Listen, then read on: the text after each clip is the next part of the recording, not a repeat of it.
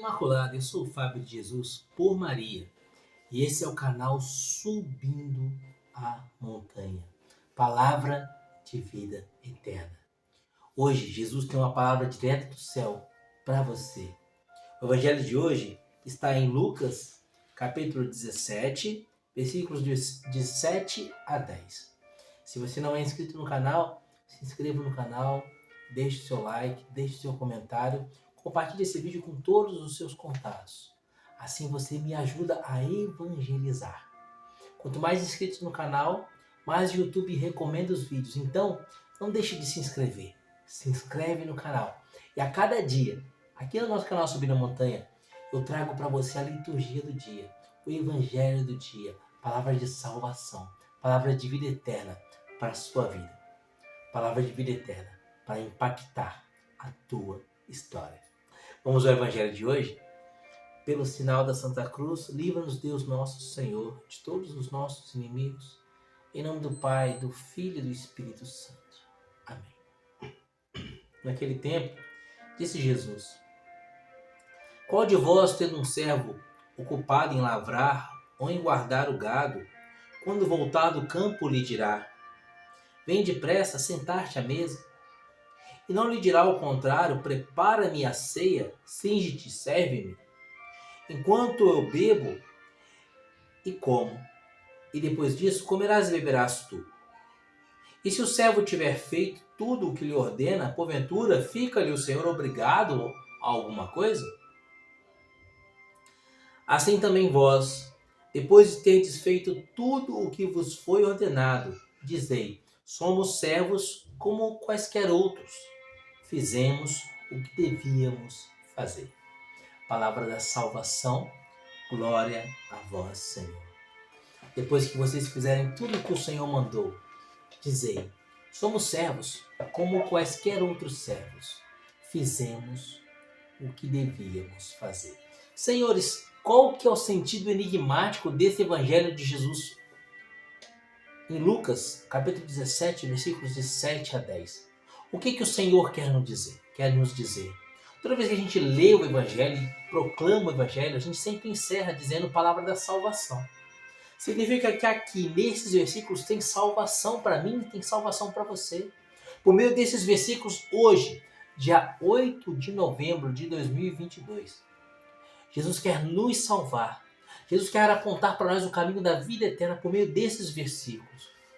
Mas são versículos que a princípio parecem um pouco arrogantes, não é? Jesus diz que um senhor não diz para o servo: senta-te, come. Não, o Senhor diz: me sirva primeiro, e depois que eu comer e eu beber, aí sim, você poderá comer e beber. E depois que você fizer tudo aquilo que eu mandei você fazer, não se sinta melhor do que ninguém, porque você fez o que era sua obrigação. Queridos, o que Jesus quer nos dizer com isso? Primeira coisa, a nossa relação com Deus, muitas vezes ela já nasce viciada. Ela já nasce, como que eu vou dizer, manchada pela nossa própria concupiscência, pela nossa própria tendência de pecado. Por quê? Muitos de nós queremos que Deus nos sirva. Muitos de nós queremos que se faça a nossa vontade. E vamos conversar com Deus, vamos nos relacionar com Deus, vamos nos direcionar a Deus em oração, pedindo ao Senhor que Ele faça a nossa vontade. Sim, Senhor, seja feita a minha vontade, assim na terra como no céu. É o que eu quero, Jesus. Eu quero pagar essa dívida. E rezo, e faço novena, e imploro, faço jejum, faço penitência, faço sacrifício para pagar essa dívida. Se eu não consigo pagar essa dívida, se aquela graça que eu estava pedindo para Jesus não veio da maneira como eu pedi, no meu coração vai surgindo uma revolta contra Deus. Por que Deus não me deu essa graça? Foi o próprio Senhor que disse: pedi, recebereis, buscar, achareis, bater, a porta se abrirá. Mateus capítulo 7, versículo 7. Então por que eu tenho pedido a cura dessa pessoa que está doente e essa pessoa morreu? Por que eu tenho pedido tanto emprego e não tenho conseguido? Por que eu tenho pedido para pagar tantas dívidas e não tenho conseguido pagar? Deus não tem escutado a minha oração? Mas eu tenho servido tão bem a Deus? Será que eu não mereço essa graça? E aí está o que Jesus nos diz aqui no versículo 10. Assim também vós, depois de teres feito tudo o que vos foi ordenado, dizeis: somos servos como os quaisquer outros. Fizemos o que devíamos fazer. O seu serviço a Deus não faz com que Deus seja teu devedor.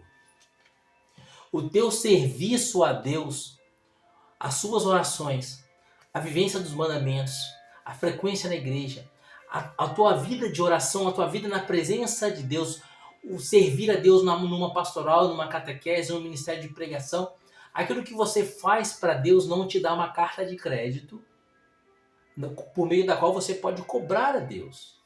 Não é assim.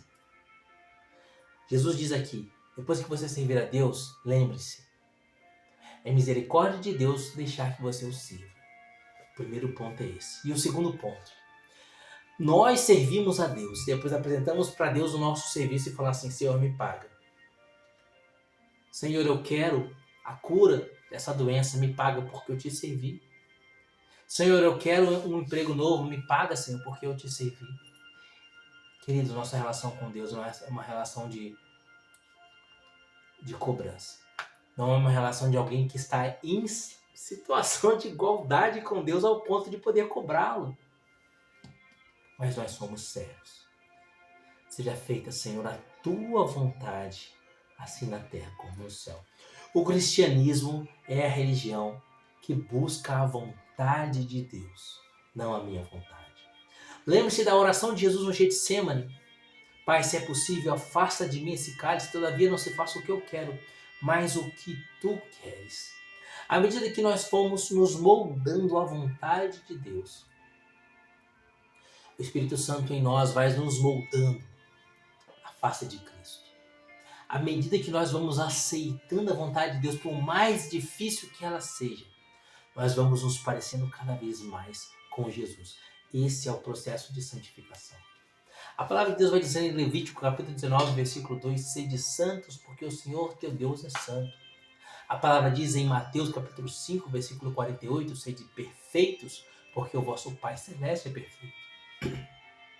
A palavra de Deus vai dizer na primeira carta de Pedro, capítulo 1, versículo 16, sede santos, porque o Senhor teu Deus é santo. E o que é um santo? O santo é aquele que serve a Deus e busca não a sua vontade, mas busca a vontade de Deus. Seja feita, Senhor, a tua vontade e não a minha. Quando Jesus diz aqui que o Senhor não fala para o servo: sirva-se primeiro, coma primeiro, bebe primeiro, depois eu beberei. Não. Primeiro você me serve, eu bebo, como, e depois você vai beber e comer. Porque eu sou o Senhor e você é o servo. Jesus está querendo nos dizer que nossa relação com Deus precisa partir do princípio da humildade. A humildade que faz com que nós compreendamos que Ele é Deus. Deus eterno e todo-poderoso, o Criador do céu e da terra, o Criador de todas as coisas visíveis e invisíveis. E que os pensamentos do Senhor estão muito acima dos nossos pensamentos, tanto quanto o céu está e as nuvens estão acima da terra. Muito mais distante, muito mais elevado do que o céu e as nuvens estão do chão, estão os pensamentos de Deus com relação aos nossos pensamentos. Então, meus amados, quando você fizer as suas orações a Deus e pedir a Deus graças e bênçãos, pode pedir o que o seu coração deseja. Mas lembre-se, submeta-se sempre à vontade de Deus. Seja feita, Senhor, a tua vontade e não a minha. Porque a tua vontade, Senhor, é perfeita, santa. E a tua vontade me leva para a vida eterna. Por que adianta eu ganhar o mundo inteiro e vier a perder a minha alma? Às vezes o que nós pedimos a Deus, seja até coisas aparentemente boas, como a saúde do corpo. Eu estou com câncer, peço a Deus que cure meu câncer. Aquele câncer é a minha entrada na vida eterna. Aquele câncer, a aceitação daquele câncer era a porta do céu.